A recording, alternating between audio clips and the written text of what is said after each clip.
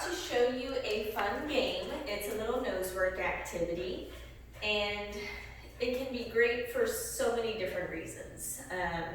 It's a great rainy day activity, which is what it's doing now. It's raining, Rainsville. It can be a great turn-taking activity for a multi-dog household. So Ray gets a turn, Bentley gets a turn, and they have to be patient taking their turns. They have to use impulse control. Sniffing is a great activity to build attention span and build that mental stamina. Sniffing is also a calm activity, so instead of amping them up through certain types of play, if you wanted to play a little nose work game, that's a great kind of zen activity. And if we're using our boundaries, like Bentley's on a boundary, if we're using our boundaries without a leash tether or without shutting the crate door, it's also great for practicing strengthening your distance, duration, and distraction while the dog maintains 4 feet on a boundary. So that's what I'll mostly be doing, or that's what I'm going to be doing today, is taking turns via boundary training. But if your dog isn't there yet, an example of what you can do is put their boundary next to something that you can tether a leash to. So like if I open my sliding glass door, I can put it on the handle, shut the door, and then tether the dog. That way if they try to leave before they're supposed to, they don't self-reward and get the satisfaction of getting off to actually do the nose work game. Or you could start one or both of the dogs in a crate if they're not very good at holding their boundary. All right? So how you're first going to start is, if you're teaching them for the first time, you're going to bait every single bowl or box with a piece of food. That way, when they're first getting an introduction to this exercise the first couple times, every time they go to search at that bowl or search at that box, they find success. And that is an important step to do because we want to build that enthusiasm for this game, which will just really help all of those reasons I listed for why this is a beneficial exercise. So we really want to get them driving to the bowls or the boxes, so I would bait everyone at first. So that's what I'll do. I'll have them take turns, do one dog, rebait them, do the next dog. You stay on your place.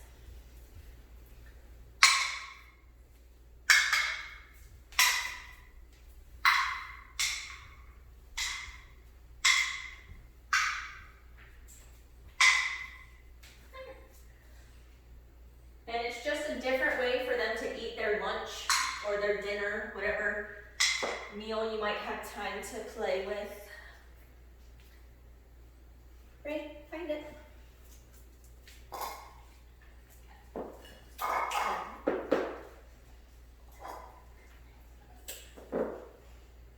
wait, your turn? No, wait, your turn.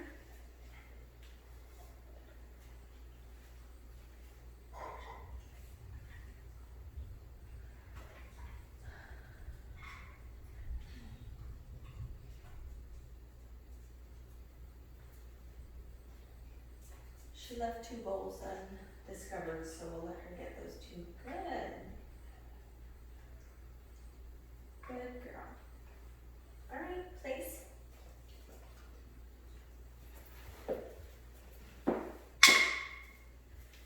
And I'm only going to do this first level one time each for them. They've already played nose work games.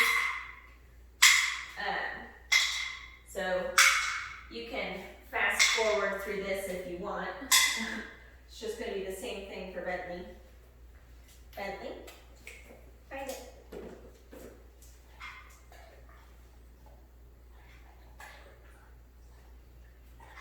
If your dog is, I see you about to go. If your dog is still learning turn taking, you can reward them for staying on their boundary so that they don't get frustrated when they're first learning. They can get rewarded for staying put while the other dog does their job.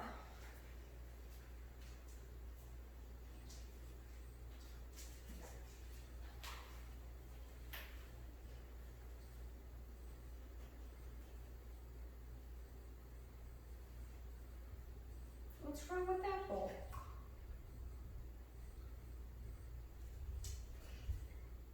What's wrong with that one?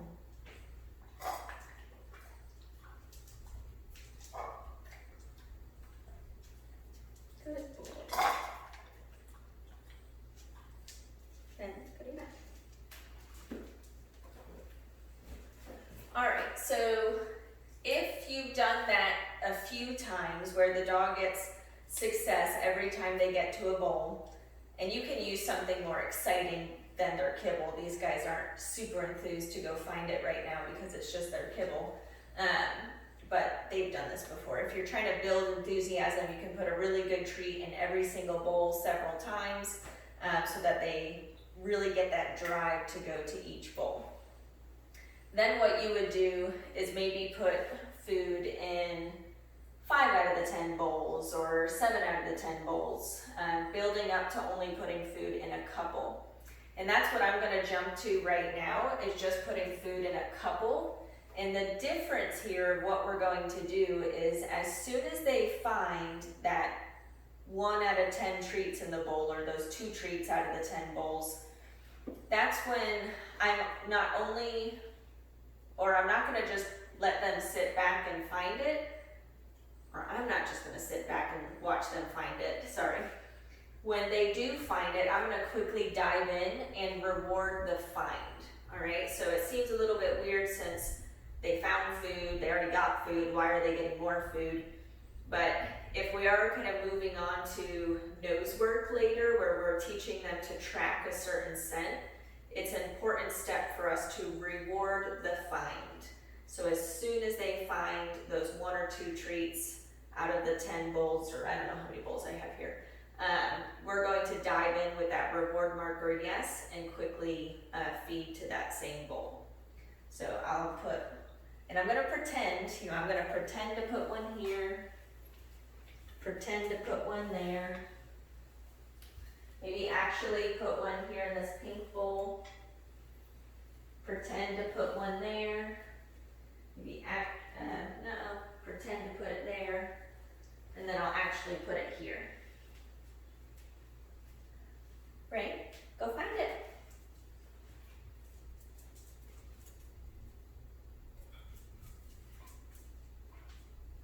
Yes, good girl.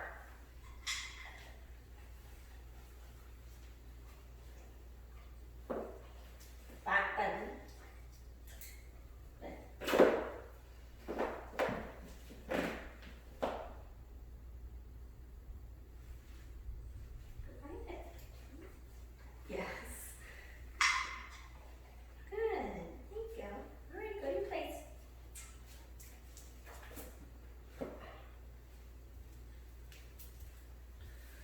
Pretend to put one there for Bent. Pretend to put one there. I'll actually put one here. I'll actually put one there. I pretend to put one there. Pretend. Bentley, find it. Yes. Good girl.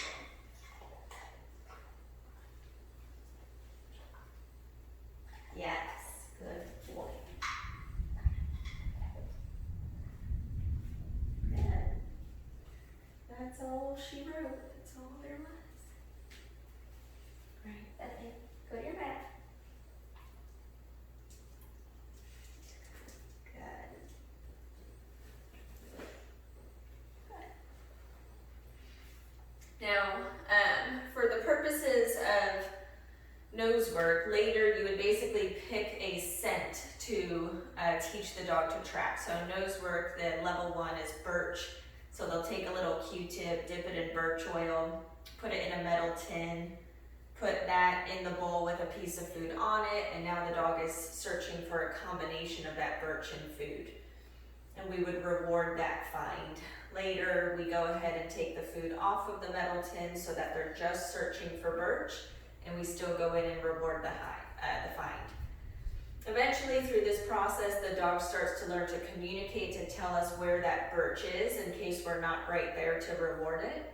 And that's how, just kind of a brief description of dogs learn how to find scent, you know, whether it's the police dog searching for narcotics and telling their handler where it is, or dogs searching for the scent of sea turtle eggs, etc., etc. So you can start the foundation of, you know, searching and teaching the dog to basically harness their olfactory system with little games like this. And what it also helps with is strengthen impulse control, work on turn taking. Like Bentley hasn't done this in a while, so he tried to creep off a couple times. No big deal. We just remind him to, oh, not your turn. And he can get better and better at this, or get a refresher at it. What you can do is also add in real life distractions.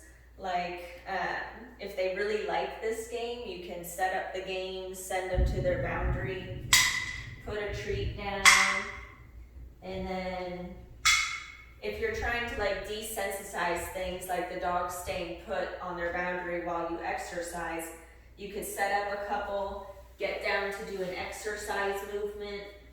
I don't know, what do people do when they exercise? Yeah. And you can desensitize the excitement of some of these things that they would normally run over and interact with. So if your dogs would normally run over and interact with you while you're exercising, this can just be one context where you practice desensitizing the excitement of those movements. Or maybe you practice knocking